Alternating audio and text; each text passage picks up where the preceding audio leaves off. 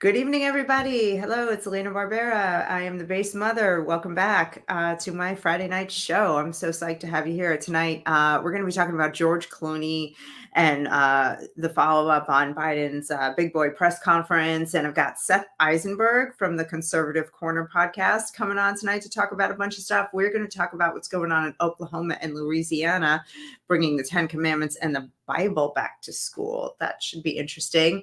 Let's just get right to it.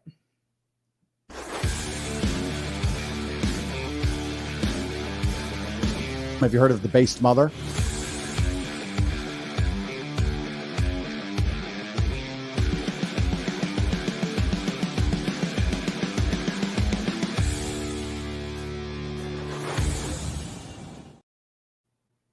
All right, there's one thing I just want to get out of the way. Okay. So people on Twitter this week were bugging out because Nancy Pelosi said something that they said was racist and mean to a reporter asking her questions. Check this out. Do you believe that him waiting so long to make the decision I'm not going to make any comments in the hallway about the fate of our nation. Okay? Are you concerned whether or not he can win in November? I think he can win. Do you believe he should run for re-election? I'm not speaking English to you. I'm not going to be making any statements about any of that right now in the hallway. All right, listen, I'm in no habit of defending Nancy Pelosi. I can't stand this lady. I had the Poopalosi guy, Armando, the guy who a couple of years ago took a poop on her driveway. Like, he came over my house and I cooked him dinner. All right. So like, I'm no fan of hers, but let me tell you, this is something that we should not be getting mad about. Okay. First of all, she didn't do anything wrong. Saying, am I speaking English to you? This is how I talk to my family all day long. I say the same thing over and over again. And I'm like, am I speaking English? This is no big deal. She even threw in the Italian hand gesture. I got to give it to her. But most of all, what's most important is to see conservatives flipping out. And because she talked to this reporter that way and saying it's racist. Listen, you can say something to a Black person and it not be racist. Give me a break. We are not libs. We are not thin-skinned. And if you're getting that way, pull yourself back and pull yourself together, because we have to be better than that. We have real issues to focus on, other than that Nancy Pelosi didn't want to answer a question in the hallway. All right? Can we all agree to not act like that, please? I really appreciate it. It would be good for all of us.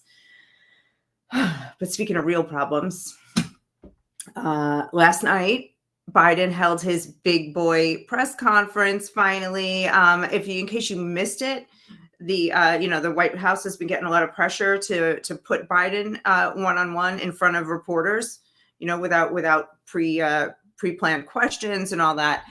Just let me show you this, just so you're clear. The president will hold a press conference, I guess a big boy press conference is what we're calling it, and take some questions from y'all. This week, President Biden will speak to national labor leaders of AFL-CIO, host the NATO summit to show the unprecedented strength of our alliance, hold a press conference, a big boy press conference, according to Justin Sink from Bloomberg. Very embarrassing that they, played along with that little joke about the big boy press conference, but finally they had it last night. And it's been the talk of the town today. So I'm going to bring on Seth Eisenberg from the Conservative Corner podcast here on the Patriots Prayer Network.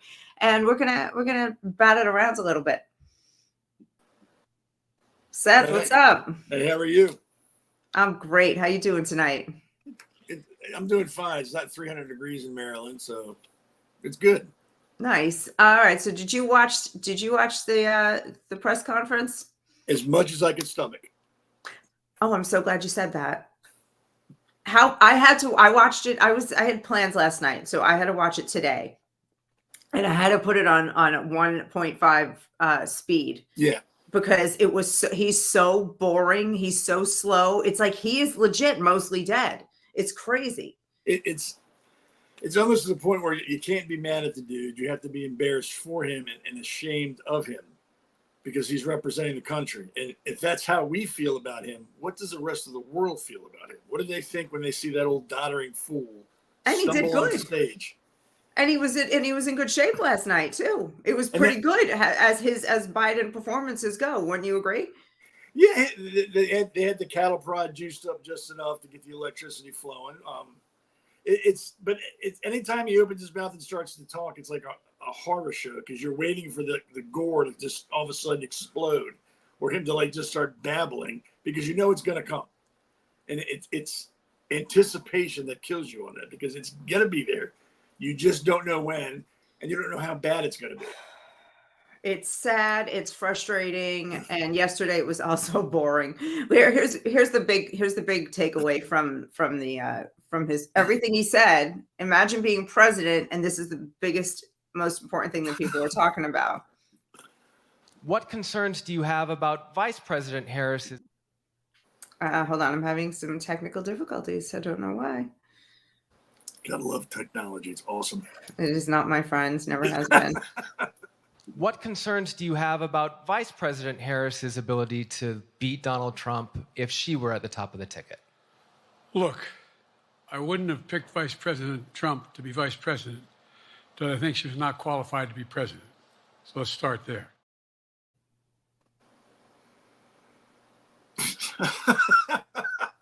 I mean, we all misspeak. We all put words in our mouth, but we're not running the free world here. No.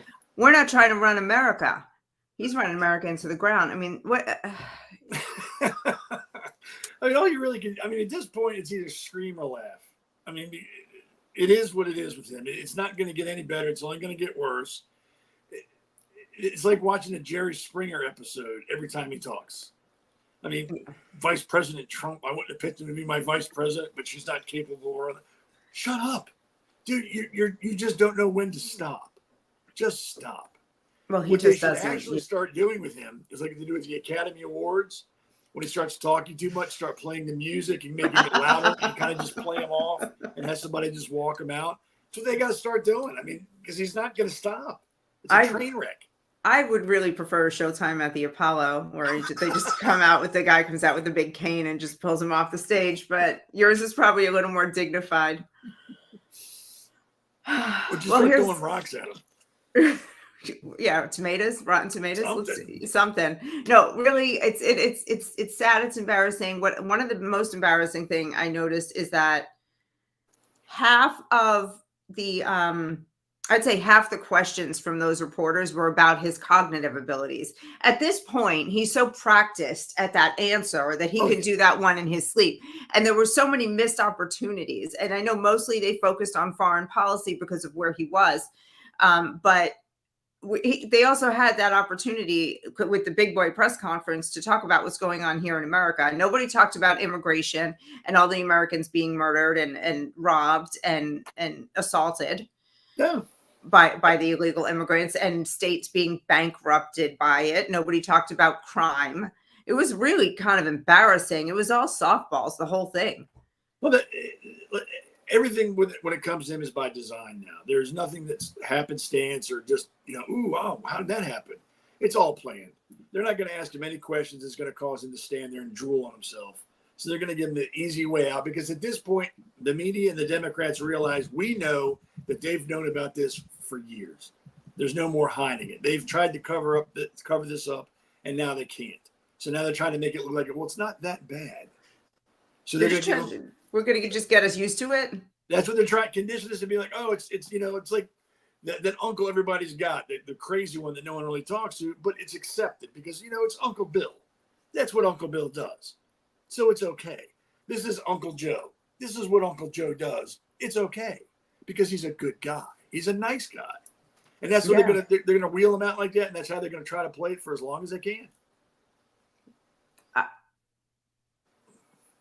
Well, this is what happens when we get into this, personality worship with politicians.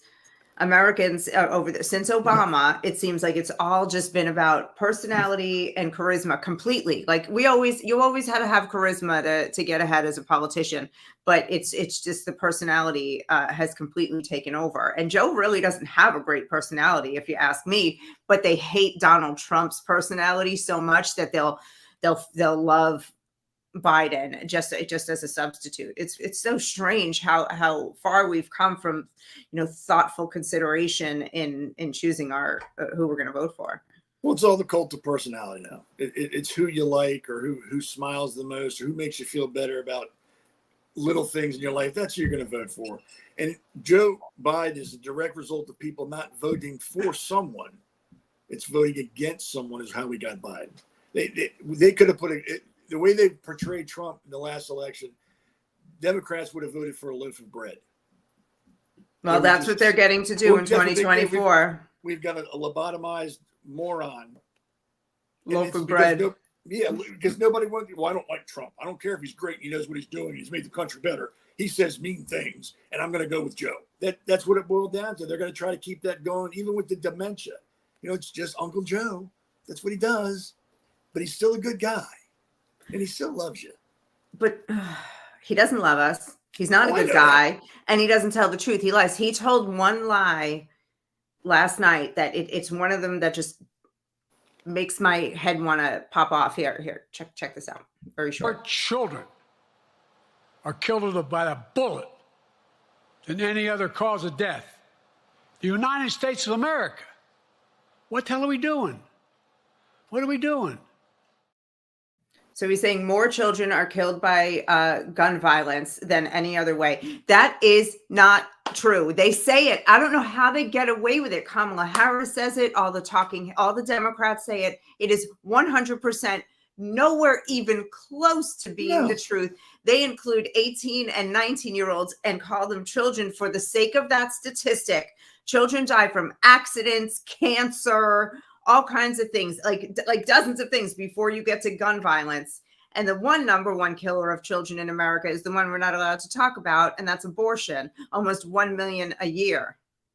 You can't talk about that. But no, gunshots. It's just not true. And when I hear someone repeat that, it infuriates me. Like, yes, I'm upset about even one child dying from gun violence. How about the little girl that died in Chicago over the last weekend? Yep. Okay, no problem there. I don't hear any of them screaming about that. That was gang violence. It doesn't matter to them unless they can make some political statement of it. The death doesn't matter. So it has to be mass shootings. Lots of people have to die for them to make it important. That was a mass shooting. That was a mass shooting, but it was a little black girl in a black neighborhood shot by a black guy, and so we can't talk about it. Nope, that's not news. They don't care about that. That's not important to anybody except that family. Really, who cares about that? I got a gun in my room. Had one there for 12 years. Has never once shot itself. Has never once attacked my neighbors. Has never once told me, hey, I'm going to go out and start shooting people. It's not a gun problem. I said it last weekend. It's a people problem. We have a people problem. We have an accountability problem. We have a parenting problem. We have all sorts of problems. Guns are at the bottom of that list. There are more. Inanimate objects are not a problem. Never have been, never will be. Well, yes, they are not a problem the way the Democrats say they are. Right. But they're trying to take our guns away. Now that is a problem because right. Yes, so we've got gun problems in this country, but it's Democrats trying to disarm the population because they suck at governing. They suck at a lot. Governing's on that list too. But they've been trying to take guns forever, and the only thing I have any faith in is the fact that the Second Amendment, no matter what they do or how hard they try, will never go away. There's enough people in this country that realize the importance of that amendment, that the other amendments will disappear if that one goes. And I think enough people realize that'll be like pulling teeth with toothpicks. It's not going to happen. I don't think people will allow that to happen. I think there's even Democrats that would fight that if it came down to, hey, we're going to get rid of the Second Amendment. What do you think? I think there's some Democrats out there like, no, that's wrong. That protects us. As soon as that goes, we're done. We're screwed. It'll be over. Well, I mean, look, we have an entire generation of children being indoctrinated to hate America and to be socialists, communists in school. So if we allow that to continue to go on, I think you're going to be wrong, and I think you're going to be very disappointed when they overturn the Constitution and we're living in a communist nation in a generation or two, and when you and I are old people. I'm old already. No, I know how old you are. You're going to be real old. I mean, you may be right. I mean, there's always a possibility. And at the end of the day, it's probably 60-40. It'll happen that way, edging towards that. But I want to hold out faith in humanity. I think there's still enough people around that it would be hard pressed to happen. I think enough people would stand up. I'd like to think enough people would stand up and go, no, we're not doing this. We're done. This is not happening. I hope so. But I, like I said, I think it's really important that we get our country straight. You know, we get our education straight and we raise up the next generation of young people who respect and love our Constitution. Oh, I agree. Right now, it's not happening. I think that goes back to parenting. We can't depend on schools to do that anymore. We have to forget and get over. Schools are never going to teach that. That's done. It's going to be parents are going to stand up and be parents and not be friends. My job to my son is not to be his buddy. We're not to hang out and have fun 24/7. I'm there to teach him. I'm there to make sure he understands what is expected of him as he gets older. To make sure he understands that we live in America and it's not perfect, but it's no other country in the world I want to live in. This is where we're at. Respect the country. Respect the Constitution. He's got the Constitution on his wall in a frame I gave to him. He's 14. He goes, I kind of get it. I said, I don't care if you kind of get it. Just know it. As you get older, it will all start to make sense to you. But right now, just kind of understand these laws are not for us. They're for the government. This keeps the government in control. This is what we use to keep them in check, not for them to keep us in check. I said, that's what you need to start understanding. This protects us from them, not them from us. And we can't depend on schools to do that anymore. They're not going to do it. They're more worried about letting Johnny be Jill and use whatever bathroom he wants to use during the day and not telling the parents. They're not going to try to educate him. They want to make sure he stays stupid. That's exactly right. Stupid voters are very useful to them. Yes. And like I said, it goes back to parenting. Too many parents want to be friends. They want to be that buddy that can hang out with their kids and act like they're one of the buddies, playing video games, eating pizza, and talking about things. That's not your job. When they get older, yes. When they're older and they're on their own, then you can be a friend. Because then they realize, hey, I know why you did what you did. I got my kids of my own. It all makes sense. Let's hang out and be friends. When they're young, no. If you're doing your job right as a parent, they're going to hate you probably 23 hours out of the day, 7 days a week. They're not going to, I hate you. You're so mean. Then you know you're doing your job right because you've told them no. Because you've told them no and you put guardrails on their life and taught them right from wrong and don't, because otherwise it would be Lord of the Flies, which is actually what is happening here. Yes. I mean, in America, if you look at all these college kids, remember what was going on in April and May at the colleges with all the graduations being interrupted, and before that, all the protests and taking over college quads. This is some Lord of the Flies shit. What did those kids accomplish? Absolutely nothing.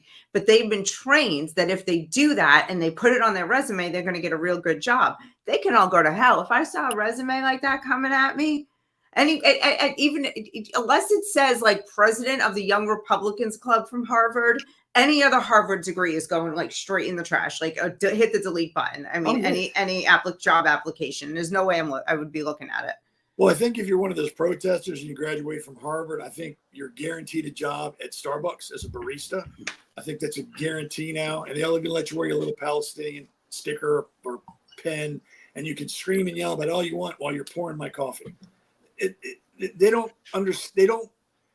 It's almost like they don't understand that there's a tomorrow coming. Like, hey, you can be an asshole today all you want, but remember, you got to wake up tomorrow and deal with the people you were just pissing on. They don't understand that. They don't grasp that. They think if I do it today, I'm fine. Nothing will ever come back on me. No, people remember. And when you act like, go ahead. Yeah. No, so when you act like an idiot, people don't forget that. They remember for years. For years. And people, yes, by nature are not forgiving.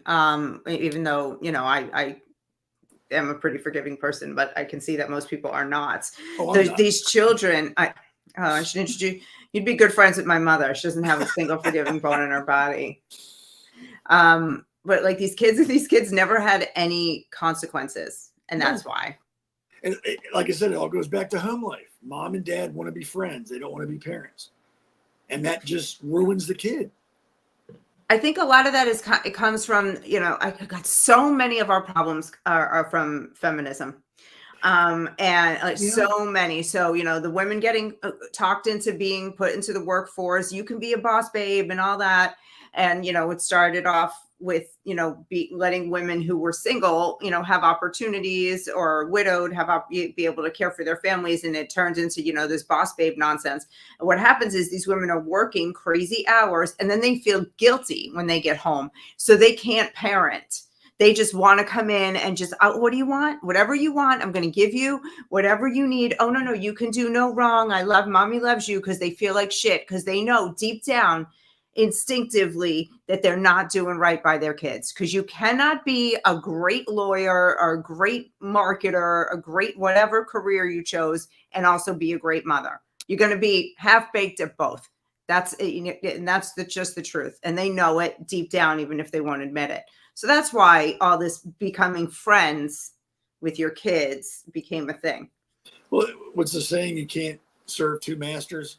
So you're right. You can't be a perfect or great lawyer and come home and be a great mom. You can't do both equally well. You have to make a decision. Right. And the decision's been made by feminists that, okay, I'd rather be a great lawyer. Not so worried about the mom part. I want to be a great lawyer because I don't need no man in my life because I'm a strong, independent woman. Mm-hmm. It's like we're rewarding, and I'm going to use the word, we're rewarding stupidity in this country. We elevate stupidity. Stupid. You can use that word. You can, I used that word talking recently, and someone was like, well, I don't want to call people stupid. And I was like, oh, you're right. And then a minute later, I was like, no, you know what? I'm dying on this hill. There are a lot of stupid people. There are, and they're rewarded for it. They get ahead. They get all the press. They all the recognition. It's like I've said, common sense is so rare now. It should be a superpower. It is a superpower. Oh yeah, and it's a curse to those of us that have it because most people don't. I mean, prime example of stupidity getting ahead. I mean, the prime example, the Hatua girl is a millionaire. After 3 weeks, she's a millionaire. Why? Because she was in public acting like a whore. Yeah. And now she's a millionaire. There are people that. She's got like 1 million followers. What is she giving to society? What has she taught women or young girls? What redeeming quality is she being rewarded for?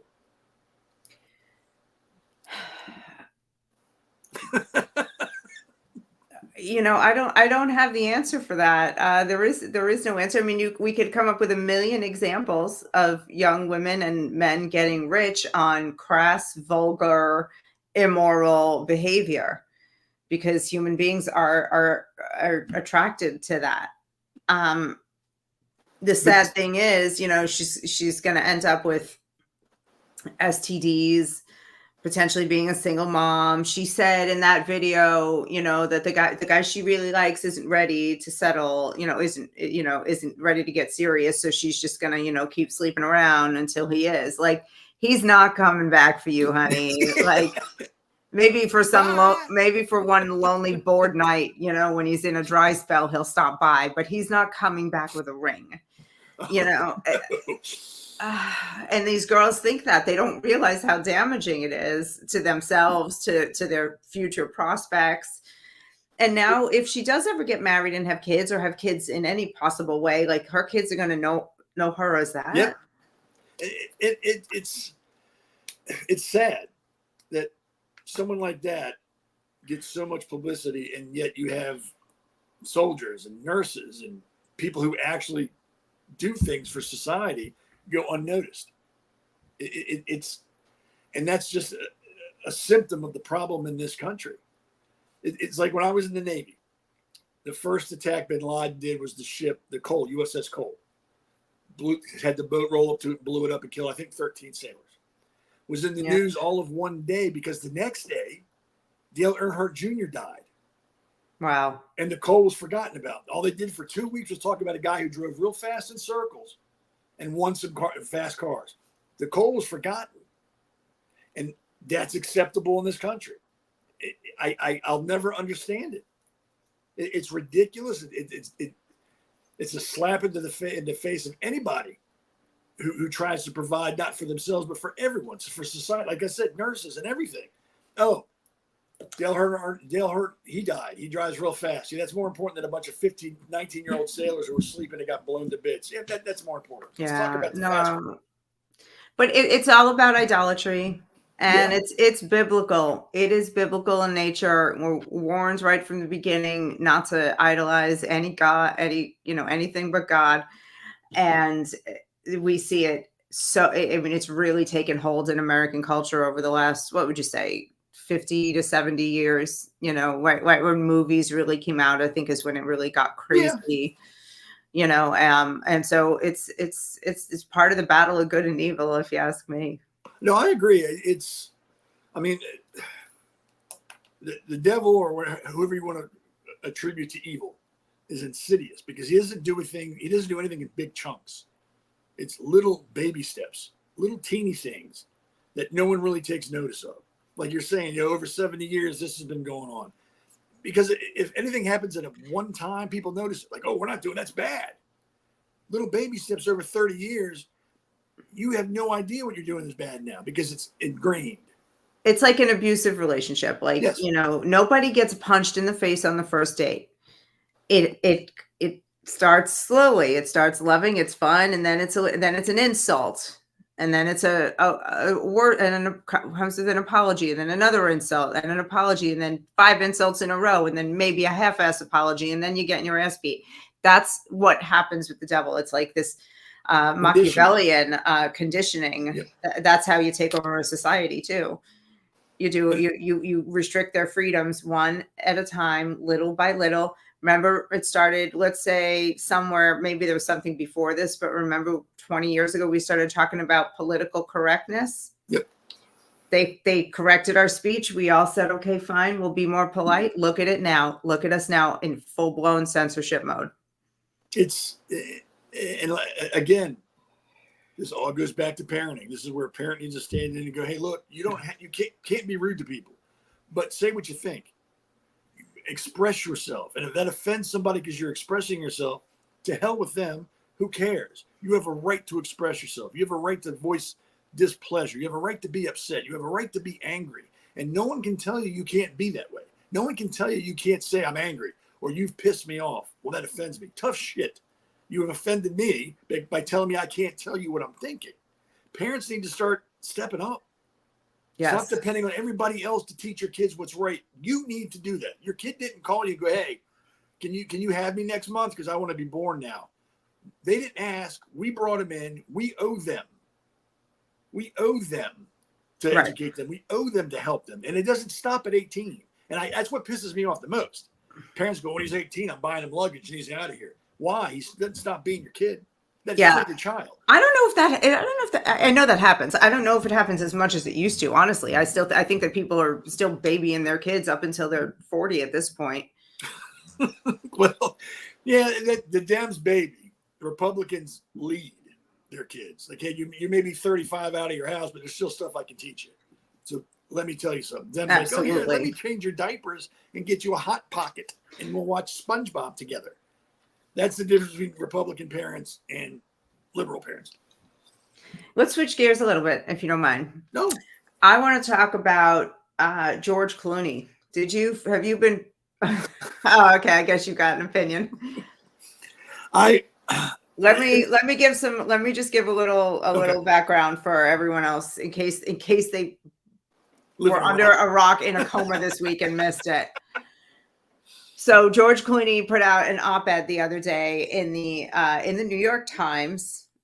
I guess, you just make a phone call if you're George Clooney and they'll print your op-ed and bow down quickly. George. And, he said that basically it was this op-ed saying how much he loves Joe Biden. Joe Biden's the best. And he's worked for years to raise money for the Democrats.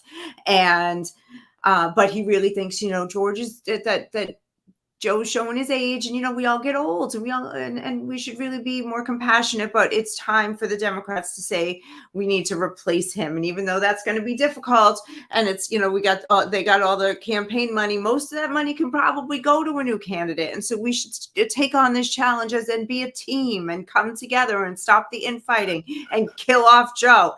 And that was the op-ed. And one of the things he said was, I'm going to read this. I'm a lifelong Democrat. I make no apologies for that. I'm proud of what my party represents and what it stands for. And that makes me hit the ceiling. That he can say he's proud when we look at the state of this country, of the people dying of 100,000 people, excuse me, this year are going to die of a fentanyl overdose. Little girls being kidnapped and raped and murdered by illegals because the border's just been left wide open. I mean, it goes on and on sitting on the edge of World War III, and he's proud of himself. But I am so over George Clooney, and I know there's an awful lot more to say about this, and I'm going to let you say some of it because I'm actually getting mad all over again. As far as George Clooney, and I'm going to include every actor in Hollywood for the most part, when it comes to them telling me their political views or what they think I should do or how I should feel, I giggle because they're there just to entertain me. Dance, sing, act, paint a wall for me. But I could care less what you think about anything outside of that. You're a professional liar. I don't know when you're talking to me if you're being honest or you're rehearsing for a part. I don't know. Yeah. So I just assume every time they open their mouth, you're lying to me. George Clooney is the biggest pompous asshole I think I've ever seen, other than De Niro, because De Niro's creeping up on him too with being an asshole. But every time George Clooney opens his mouth, I want to kick a puppy. I can't stand him. He could tell me, hey, Seth, I've found the cure for cancer and I'd like to share it with you. I would throat punch him. I wouldn't care what he had to. It's like, you're George Clooney and you're like fingernails on a chalkboard. I hate you. He is beyond obnoxious and pompous. Was that you really hit the nail on the head with that? He is extremely pompous. He flies around his private jets with his fancy lawyer wife, who is involved in very very elite level politics. She's an anti-Semite too. She's an anti-Semite. They hate the Jews, and he hasn't had a reality check in probably 30 years since his career took off. I'm just disgusted with his lack of reality. I'm disgusted that he knew he's either now, they've been playing this other game about Biden all week. Like, were they lying or are they stupid? And, they have to admit like it's going to be one or the other. And I believe that both can exist at the same time. But was George lying or stupid when he got all of his friends to give tens of millions of dollars to Joe Biden? Imagine being his friend who he's calling and being like, please help me out here. This guy's good. I'm telling you, I just saw him. He's ready to go. Everything is great. He's going to win. I just need 10 million. And the friend, because they've known George for years, they give him the 10 million. And then that debate happens. I mean, like, George is just, he's got a stink on him now. From conservatives that go with Democrats, everybody. You better stay in Italy. I heard something. There's like something. It's to a point now where, like I said, it's either scream or laugh. And if I start screaming, I'm afraid I'm not going to stop. So I'm going to stick with laughing. But these people are. If it weren't real, it would be comical. If this were a movie, I'd be laughing my ass off. But it's not, and it's concerning. And the more concerning thing is people listen to him. People listen to these stars, and that's gospel to them. Well, George Clooney said this. I trust George Clooney. Yeah, he's a doctor. And Robert De Niro's really a tough guy. So if he says it, we've got to believe him. It's like the guy from Sons of Anarchy, the older guy with the weird jaw. I can't remember his name. Yeah. Played Hellboy. He's a pretty big actor. But he put something out about, Trump's a lonely man, an evil man, a sick man, and blah, blah, blah. And I'm thinking, dude, you're not really in a biker gang, right? You're really not that tough. You're not a tough dude. You're an actor who played a tough guy who now thinks he really is a tough guy. And so with all these actors, they play this part, and I think they start to believe they are that important. I played a doctor. I'm just as important as a doctor. But they're not. They are not. And it's like I said, if it's scream or cry or scream or laugh, and I gotta laugh at them. I can't. I do both. It really depends on the mood, which way the mood is swinging.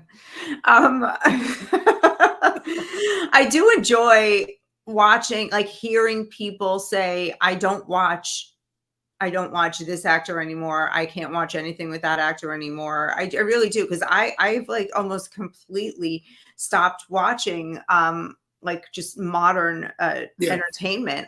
Do you know what I've been watching for 2 months every night at bedtime? Highway to Heaven from the 80s. Michael Landon. Yeah, I'm on season 3. I don't know what's going to happen when I run out at season 5, but I'm going to have to just start, because I can't take the modern entertainment anymore. Because every time I see one of these faces, I'm like, oh, liberal this, liberal that, like Anne Hathaway. Oh, everything is ruined that she ever did. Again, Clooney, De Niro, and the list goes on and on. I think they like I said, they buy into their own bullshit so much that they think they're that important to people. I have something important to say, and it's my duty to let all you peons know what I think, because without me, you're lost. I'm George Clooney. So listen to me, fear me, and hear me, worship me. And I think they really feel that way when they talk like, yeah, I'm important. You need to listen to me. I know more than you do. And there are fools out there that go, yes, you do. I will listen to you. Yes, sir. Wow. It's sad.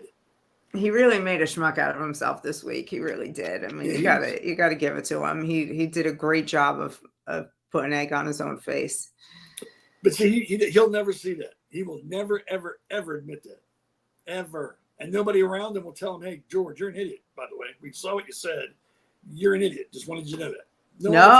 No, nobody ever will, because that happened. It's funny that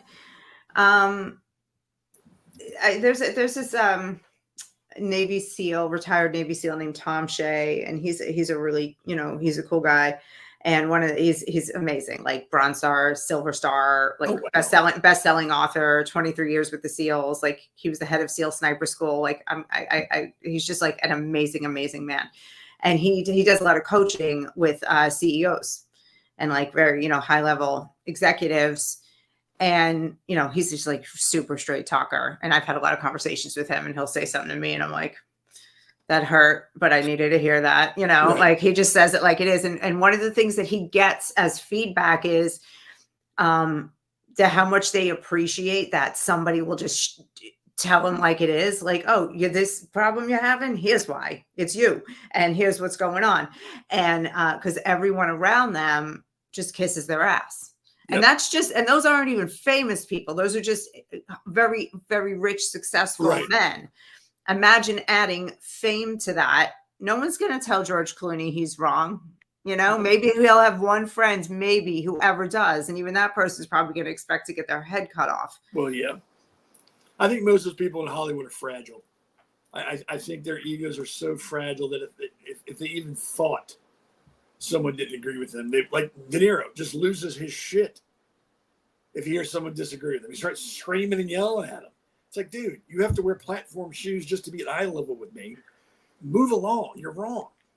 Deal with it. But no, they can't. They get physically defensive when you disagree with them. You can watch YouTube after YouTube of famous people hearing someone tell them no. They get physical because they're just that fragile. They can't believe someone would tell me no, or they don't agree with me. I have to defend myself now. Yeah, humility is just not part of that world. Hollywood is a terrible place. I mean, I lived and worked there in the business for 1 year when I was right out of college, a couple of years out of college, and I couldn't get out of LA fast enough. Everything it wasn't like you met somebody and they were like, "Hi, how are you? Tell me about yourself." It was, "Hi, what can you do for me?" Dead serious. And if you couldn't do anything for that, I had people in that 1 year more than once, just like, okay, turn and walk away, like lose the smile and walk away. Like I can't waste time on anybody that's not going to help me forward my agenda, my career. It's just an egomaniacal, psychotic place. And, some people do all right and get out of it. But George, not George. George has got an ego, big as that Chinese spy balloon that his favorite president let fly across the country. Probably bigger. Maybe it was never a Chinese spy balloon. It was just George Clooney's ego. His big the head whole time. Look at me, worship me. I am George Clooney. All right. I want to take a very quick break for our sponsor, Smoke and Gun Coffee. And when we come back, we're going to get into Louisiana, Oklahoma, and 10 Commandments in school. It's actually kind of a heated conversation, so stick around for it. Born in the coastal plains of South Texas, Smoking Gun Coffee is founded by combat veterans that know exactly what a cup of coffee needs to taste like. Run by father and son, each coffee bean is perfected, roasted at 500 degrees, and cooled with a Gulf Coast breeze. Smoking Gun Coffee hand makes and bags each ounce of coffee for maximum customer satisfaction. With every purchase, 10% goes back to organizations that help veterans and local communities. That's Texas made, one bag at a time. To find out more, go to www.smokingguncoffee.com. All right, go to smokingguncoffee.com and use code MOTHER for a discount. That's me, base mother, but just mother's just the code. Is it M-U-T-H-A? Mother? No, don't confuse people. It's M-O-T-H-E-R. Yeah, like as if you didn't go to American public school and you learned how to spell it correctly. That's how you spell it. That's the code. I don't know why it's making you laugh so much, but that is. I don't know why. Sad. It's sad because they can't read coming out of school anymore. That's why. That's true. Yeah, we've got a big advantage over the younger generation. They can't read and write in cursive. They can't drive stick. Yep. Yeah.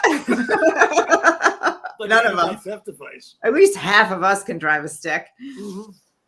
Oh, all right. So let's talk about this. So in Louisiana, in the last couple of weeks, the governor signed into law that every classroom in the state has to have a poster-sized copy of the 10 Commandments.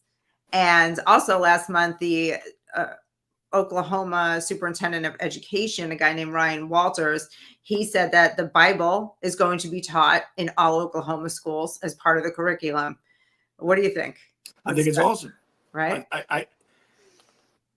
Let's, for the sake of argument, because we know there's probably atheists right out there right now that heard you say that and their blood spurting out of their ears and they're gouging their own eyes out. So let's look at it this way. Take God and the holy implication of the Bible out. It is the world's oldest history text we have. It has the first recorded murder ever on this planet recorded in it. It has the Roman Empire recorded in it. It has things that people saw firsthand and wrote down. Not that we're reading about geography, archaeology. Yes. Yeah. So if you take everything out that's religious, there's nothing wrong with reading that book. Nothing. Put the religious aspect back into it. There's still nothing wrong with reading that book. If you read the Bible and you decide to live by the Bible, there's nothing wrong with it. You're not hurting anyone. If anything, you're going to enrich yourself. You're going to be a better person to be around. You're going to be friendly. You're going to be nicer. Same thing with the 10 Commandments. If you just take the 10 Commandments by themselves and stand alone and you live by those 10 Commandments, you're going to live a pretty good life. You're going to be a pretty good person. People are going to like you and they're going to want to be around you. Yeah. So there's no problem. I don't understand. I think they should, every religion, it's any education is good education. Anything you learn is good. It enlightens you. If it takes you out of your comfort zone, even better. That's why I think atheists should read the Bible. Get out of your comfort zone. Stop being certain about everything in your life and do this. Be uncomfortable. Read this book because you will learn. And if nothing else, you'll pull things out of there that you can do in your everyday life. And it will make you a better person. There's nothing in that book that will make you a bad person. Nothing. No, that's absolutely true. I love everything you just said about that, and except the part about like that, just put God aside because you really can't in the Bible. You really can't. But we'll get to that in a second because let me show you a clip of Ryan Walters, the Oklahoma superintendent, and he was on CNN explaining why he was why he believes that the Bible needs to be taught. And also, while you're listening to him, just take a look at the anchor's face because it's priceless. I support teaching children our history accurately. And what we've seen is the radical left and the teachers union have driven the Bible out of schools. You can't talk about our rights coming from God, as Thomas Jefferson referenced. You can't talk about Abraham Lincoln talking about being on God's side and what he does, and that inspires him. You can't talk about the civil rights movement and Martin Luther King Jr., who routinely referenced examples from the Bible, including from a letter from a Birmingham jail, to say the reason I'm doing the things I'm doing is because of the tenets taught to me by the Bible. So it's essential that our kids understand our history, and we're going to put it back in. And the left is going to continue to try to censor our history. Well, we're not going to allow it here in Oklahoma. Fantastic, Yeah. right?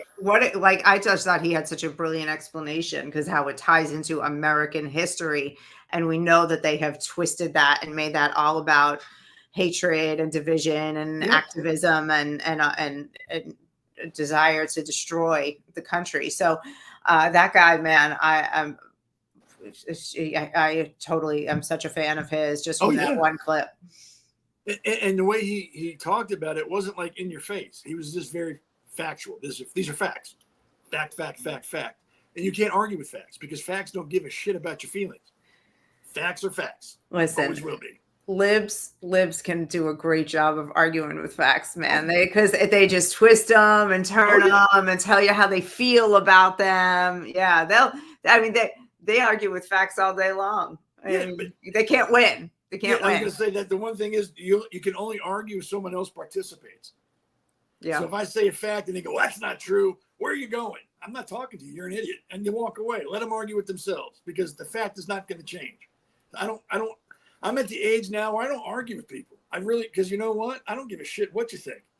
2 + 2 is 4. No, it's not. It's 7. Okay, great. Have a good day. I'm not arguing. I'm not, because I know the fact. The fact is that you don't want to agree with it. That's good. Have a good day. But I agree with everything he said. There's nothing wrong at all with the Bible being in schools.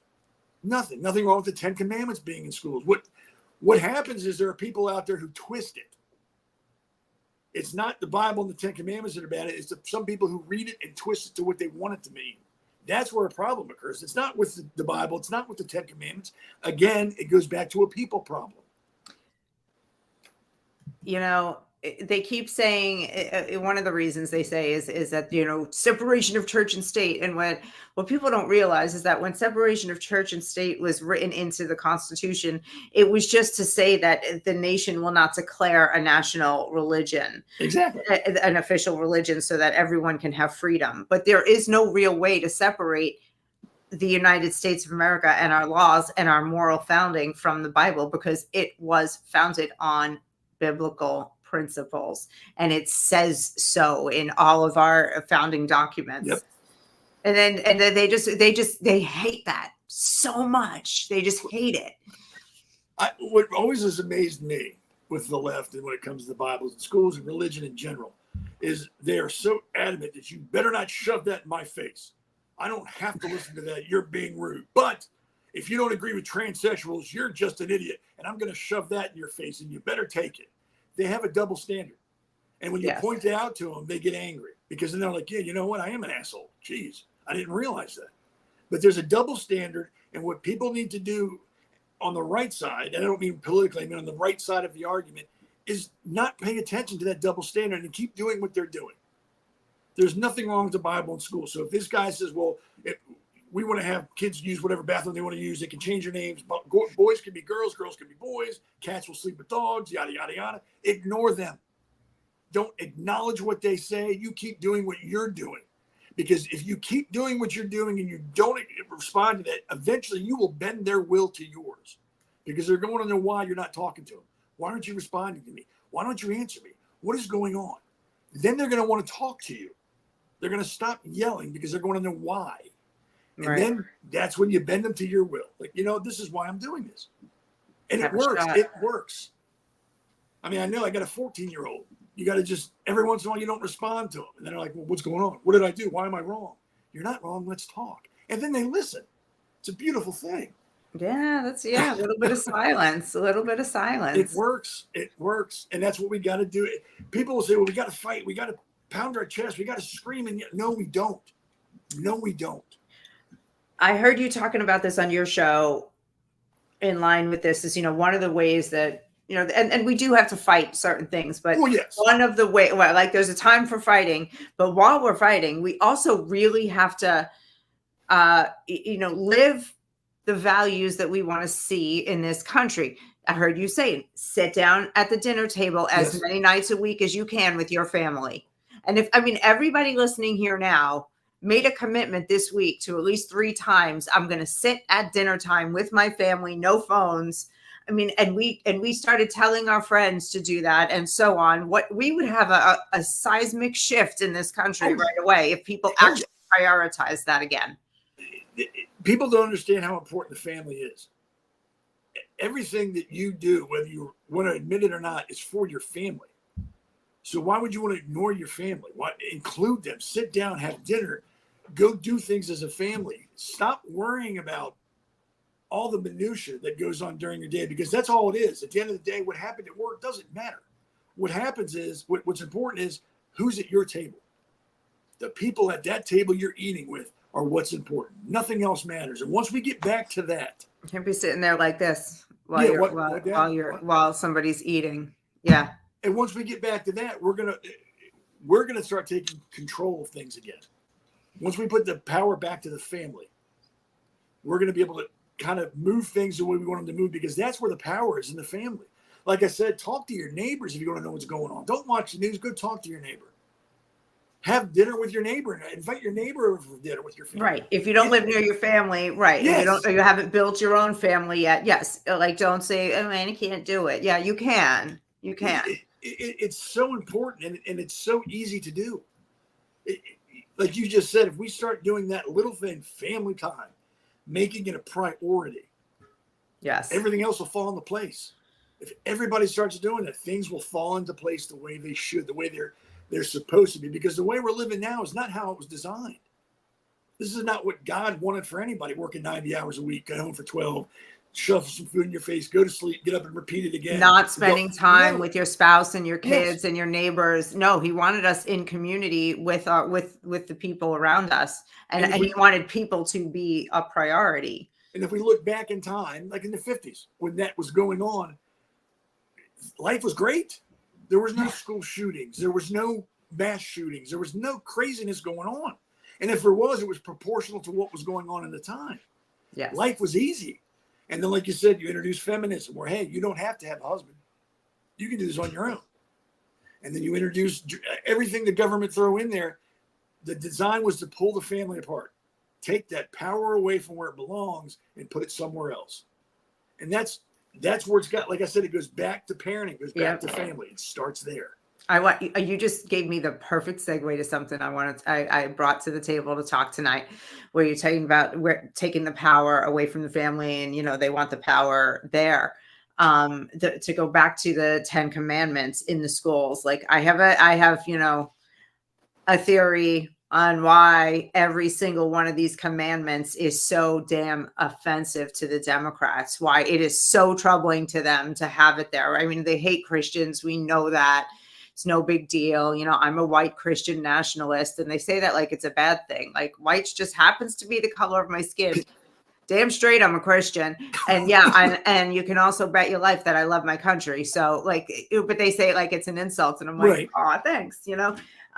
So they hate us. So, and they don't even know that the 10 Commandments are from the Old Testament, which is no idea.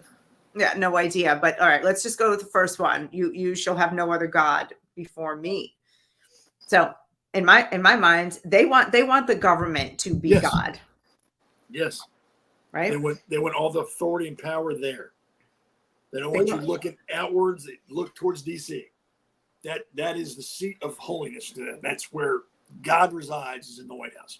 Exactly. Look to your government. We will provide you with housing, with food, with shelter. I mean, with health care, and if you need mental health, medicine, whatever you need, you come to the government. We're going to take care of you, right? When the Bible teaches us to go to God for everything. But you can't do that, because you're bypassing the government then, and that's not right. The government provides all. Don't need anybody else. The government. Yeah. So you can't have kids asking questions about that. about that, dilemma. Number two, you shall not make for yourselves an idol. So, that's about idolatry. And I think money's the big idol now. Everything is for money. Well, their idol is money, but I don't know if they want kids to if they're really training kids to go after money. They're training kids to go to idolize themselves and their feelings and their sexuality and whatever little, shiny ball is bouncing by that makes them feel important in some sort of an activism way, I agree with that. Yep. Yeah. So they're false. They're giving kids false idols. And that is something they don't want kids questioning also. Nope. You shouldn't misuse the name of the Lord your God. And we don't want kids going, why is God special? Because they might get an honest answer from somebody. Something might make sense to them. Like, oh, that makes sense to me. Yeah. Remember the Sabbath day by keeping it holy. I remember Blue Days. Do you remember those?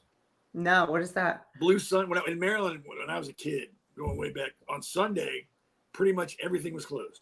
Everything. I think, Paramus, New Jersey still has that. Okay, yeah, it was everything. I saw a few restaurants were open, but for the vast majority of things were shut down. Malls were shut down. Retail stores were shut down. They had to close. And you know what? Life went on. Nobody it was better. Yeah, nobody missed a beat. You weren't like, oh my gosh, I got to get to Home Depot, but they're closing. The world's going to end now. It was nice.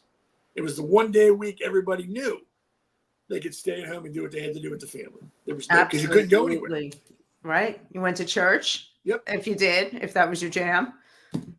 And then your grandparents came over for dinner, or you went to grandma's house, whatever it was family dinner day, and nobody had to go work at Walmart. Nope.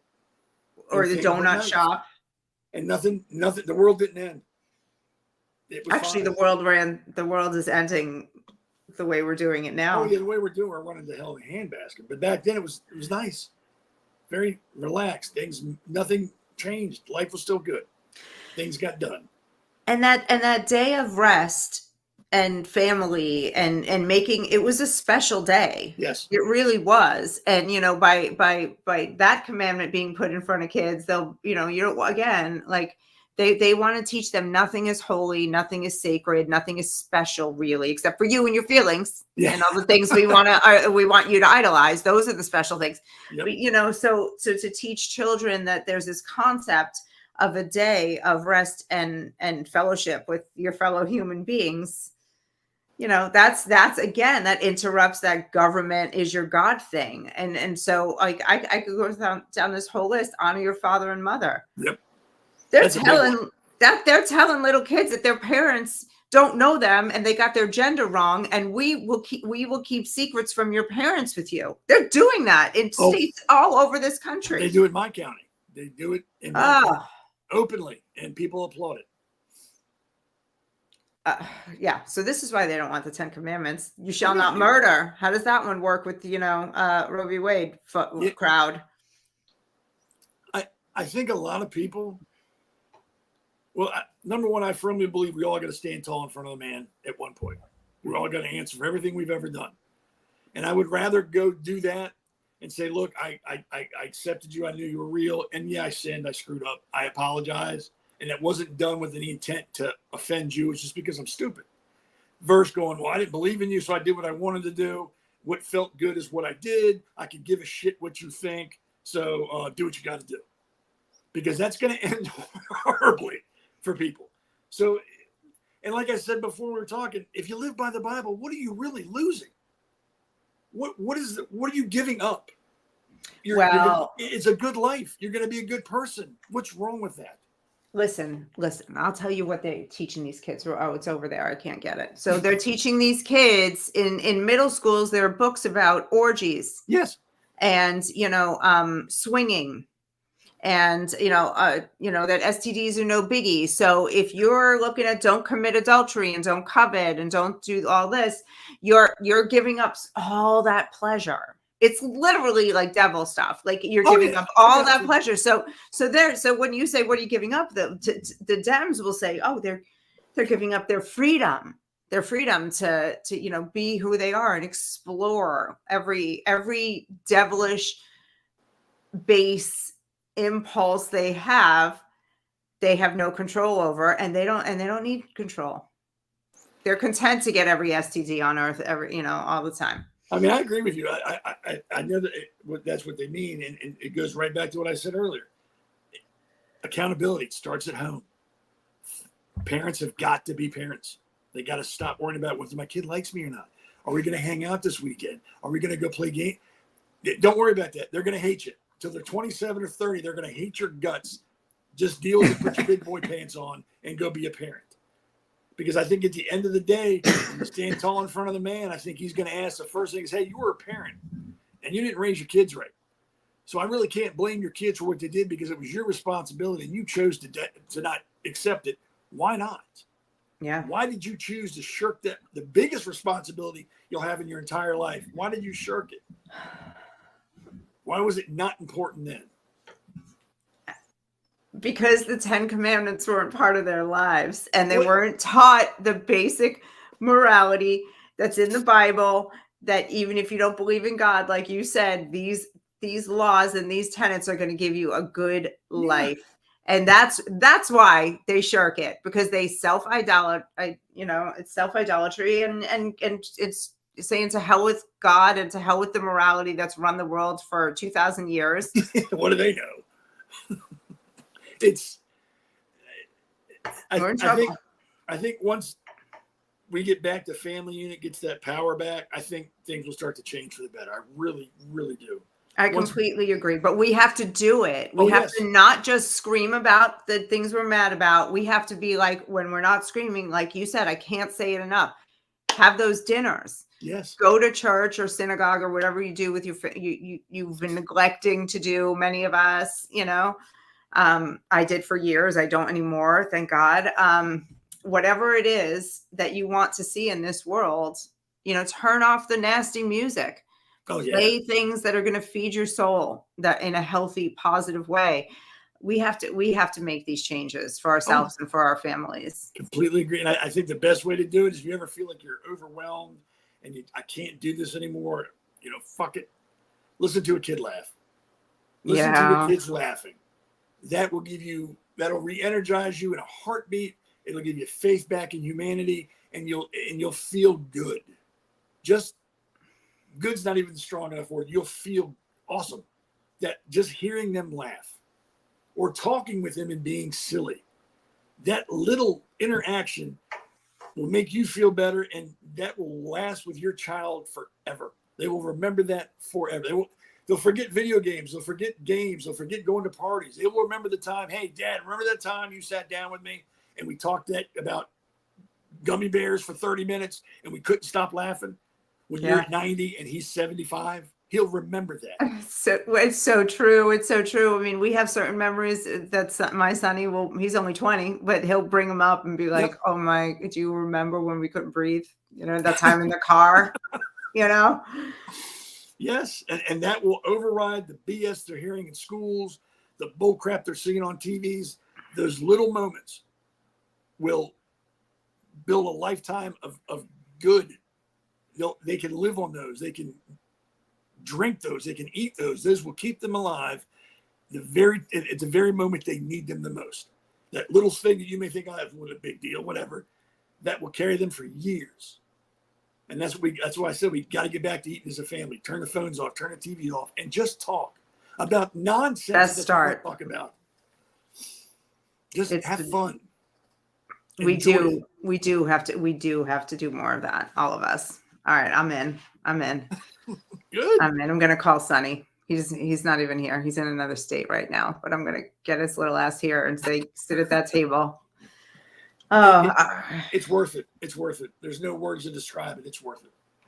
Yeah. I know a lot of people that don't, they eat alone every night, or they eat, families that just eat at separate times. Like they all just go get something when they're hungry. Like that's the strangest thing to me, that you got 3 or 4 people, 5 people in the house, and you're actually have the opportunity to eat together and don't. That's bonkers. It's things you'll never get back. If you don't do it, you're never going to get, let's try. We can redo that. No, you can't. You missed it. It's gone. The opportunity's left. You may get another one, but you're not going to get many more. Take advantage of it while you can. Yeah. All right. All right. I think we're gonna wrap it up here tonight. Good This deal. has been so much fun. Oh yes. So much fun. Guys, listen, where can everybody find you? Sunday nights on Rumble and X, I do my conservative corner. I'm on Facebook, the conservative corner, but Facebook is a joke. I hate Facebook. I hate Facebook, but I'm still on there, unfortunately. So you can follow me on there. But yeah, On Rumble, Patriots Prayer Network Yes. on Rumble, yes. right? See, I'm new to all this. So I don't know exactly where I'm at now. I Yeah. know X, Rumble, Facebook, and that's where I think that's it. I don't know, but yeah. Right. And I appreciate you letting me on because you're awesome. I've watched you before. You're cool. It's Thank very you. calm. It's like a conversation. It's not like we're doing anything other than talking over dinner or over sitting in a park. It's very calm. It's relaxing, and I enjoyed it. I appreciate it. Thank you. I loved having you on. You're coming back for sure. Yeah, whenever you want we're me. gonna do this again because I actually, yeah, I really enjoy it too. I like just talking, having a conversation. And I really appreciate your perspective on a lot of these things and your sense of humor. This was fun, guys. So yeah, so listen, so let me redo Seth's spiel for him. So he's on Rumble. The Patriots Prayer Network is the channel on Rumble where you can find Seth's show, The Conservative Corner, on Sunday nights, right? 7:00. I want them to actually find you. Well, that's cool. Yeah, 7:00 Sunday nights. You can listen to me scream and moan and avoid having a stroke. So it's worth it. It's fun. The over/under is like 4 shows before I had the stroke.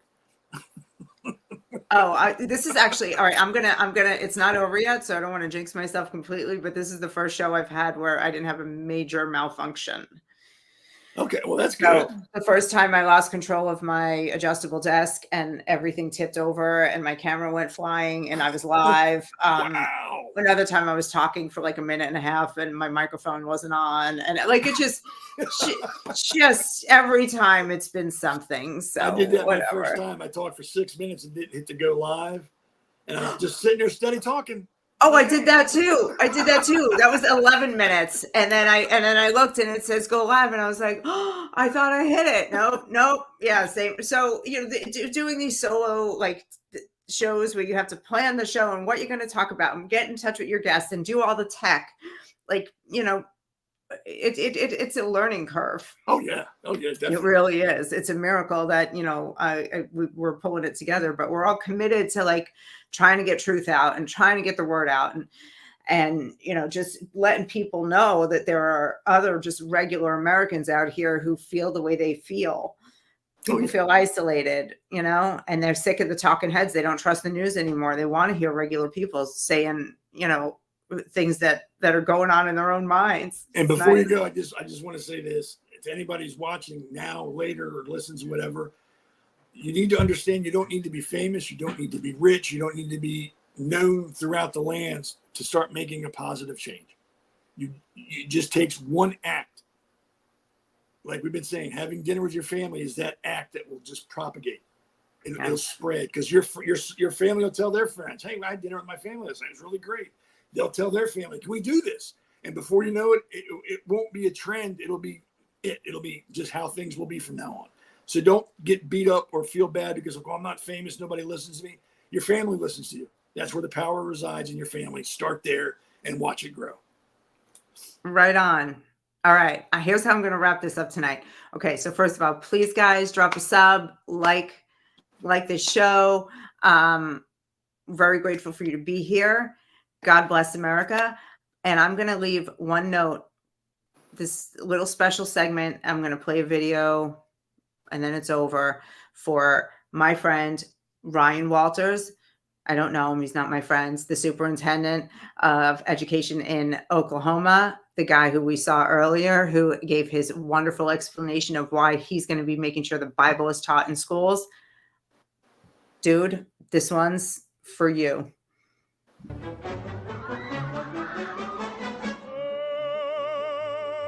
Oklahoma, where the wind comes sweeping down the plain, and the waving wheat can sure smell sweet when the wind comes right behind the rain.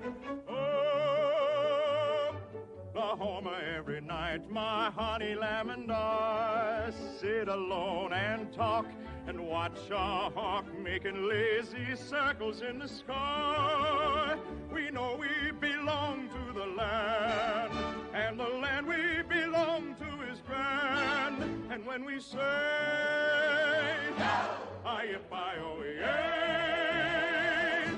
we're only saying you're doing fine, Oklahoma, Oklahoma, okay. Good night, everybody. Take it easy.